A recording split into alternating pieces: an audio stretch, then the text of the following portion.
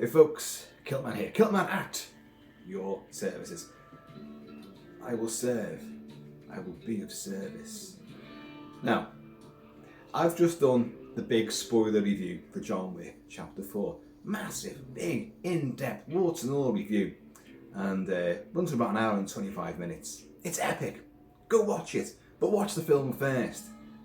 But what you don't realise is things happen behind the scenes to try to make these videos. Oh, I know. I just sit in front of the camera. No snappy editing. No cutaways to trailers or imagery or that kind of malarkey. No, none of that. I'm very old school. Just point the camera and I will just deliver. But in the time-honoured fashion, I like to sometimes spice things up and have a bit of action. Reenact certain scenes, of course. And because this particular camera I'm using now doesn't, on the video version, have like a time delay where I can start recording and then set myself up somewhere different and spring up and do something. It just hit the button and you see me always going doof and then stepping back. Unlike my last camera, which I could set up little time delays to my heart's content. But anyway, such is life. Now, even though there's limitations here, I do try to do little things occasionally. And for this one, I thought, okay, right, John Wick, stunts, action aplenty. You, ex-Marines, Taekwondo, fitness instructor, used to be super fit, super lean. You know, I could take any kind of battering and dish it out 10 times more. So, I thought, I know what we'll do. Even though there's no delay on it, what I'll do is I'll sneak my hand under and I'll press the button. You won't see the finger coming down out of shot. And then from over there, off camera, with the music playing to John Wick, I'm going to come running past into shot and then I'm going to dive over whilst holding my imitation Glock. I was going to jump over this chair. It's quite a high chair. Not a high table, it's a high chair. And it was positioned there. Now, the idea was I was going to do that thing where you do the sideways leap and you're firing as you go. And then you land and you get up again. And this was the idea. This was the idea, folks. Leap over it, land, and then spring up over there. This wasn't in the way at the time because things had to change.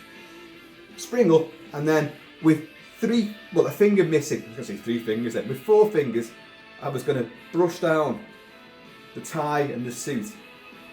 John Wick style, because he's lost a finger, lost a pinky, hasn't he? That's what I was going to do, and I thought that would be great. So I rehearsed it, didn't I? Chair was there, and you know, I'm no stuntman, but I've fallen over a lot of times.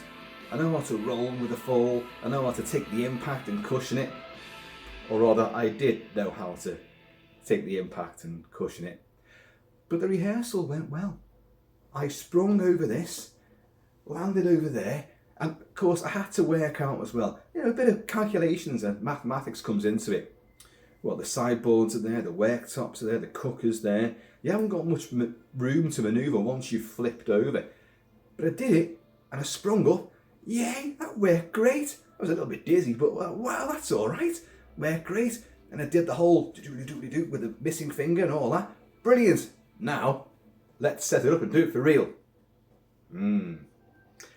Already some of you are guessing where this possibly concludes. Because you did not see this in the finished video. Set the chair up again, because I had accidentally knocked the chair as well.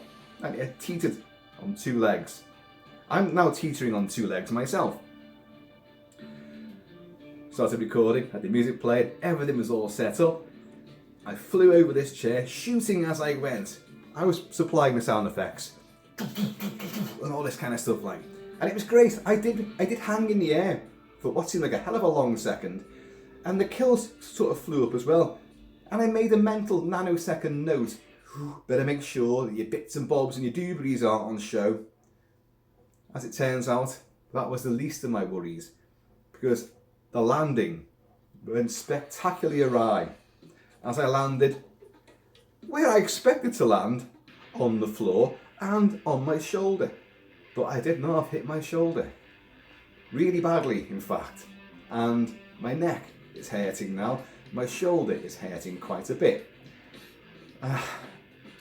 So I didn't bother doing the dust down and grin for the camera. I just went and cried in the corner somewhere. No, I made sure that I started doing some movements, some mobility, stretching my arm out and up and back and up and down and all that. Because that's the secret, folks. You don't want it to seize up. Everyone goes, oh, you must rest it, you must rest it.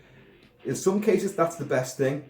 But oftentimes, you need to keep it mobile. Otherwise, it will seize up. And then you'll be like, You'll be like Ronald Reagan at one of his big press conferences. Because he was a pure robot. So yeah, you didn't see that.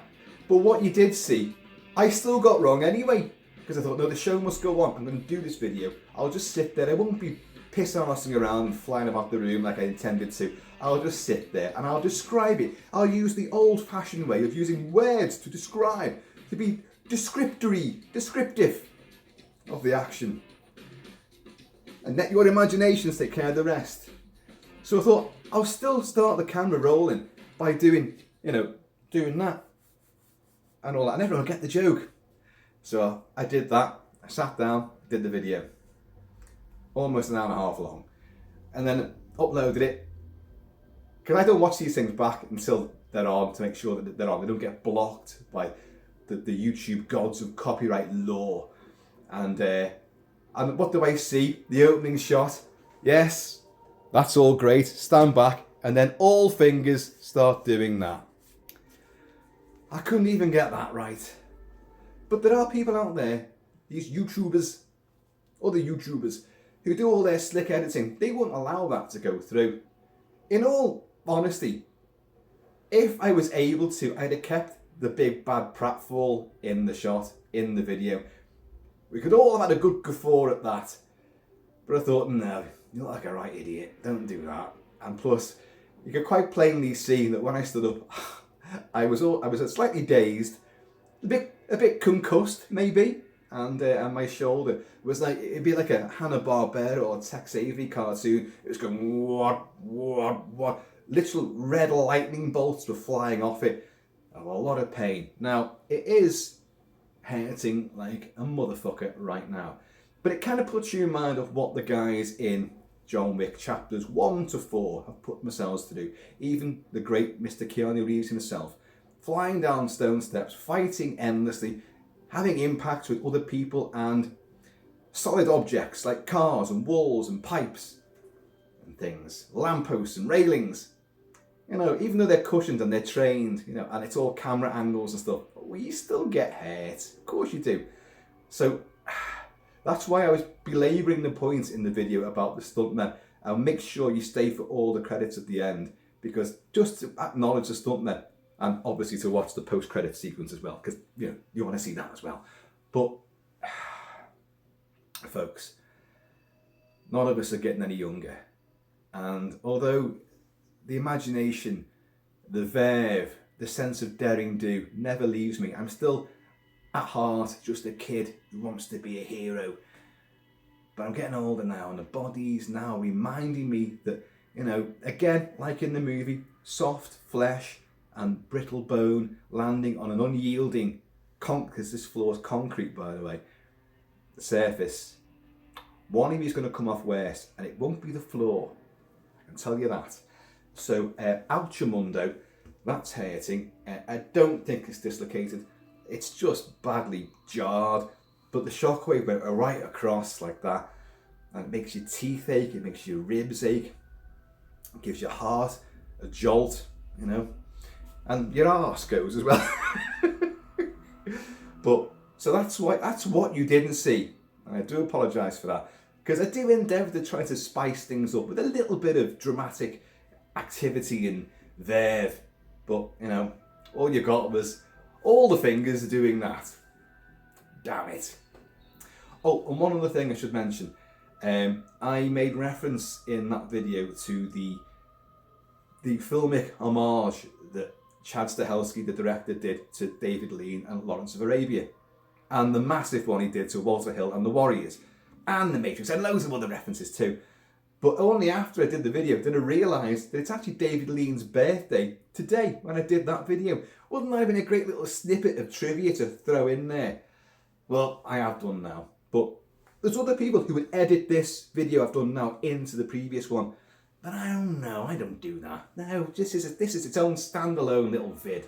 So, there will be more stuff on John Wick because I think, certainly right now, as I stand here, in pain, it's the film of the year for me.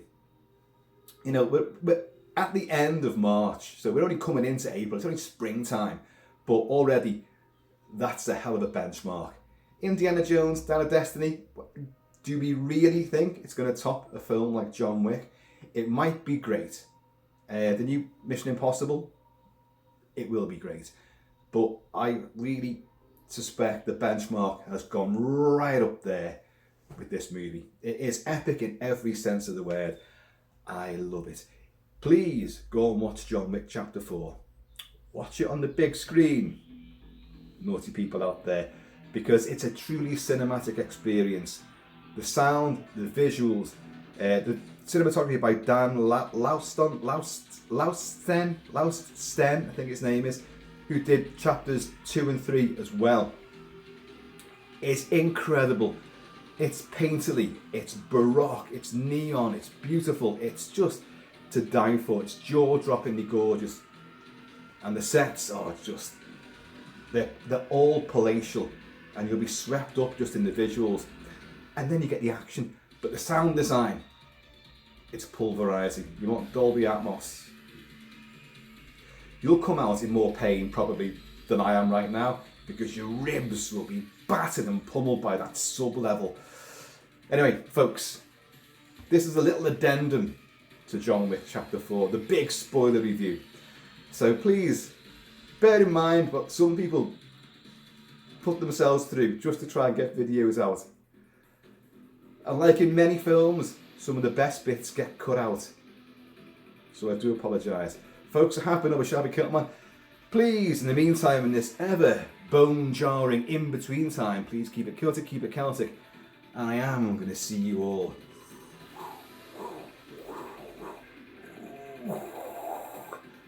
later.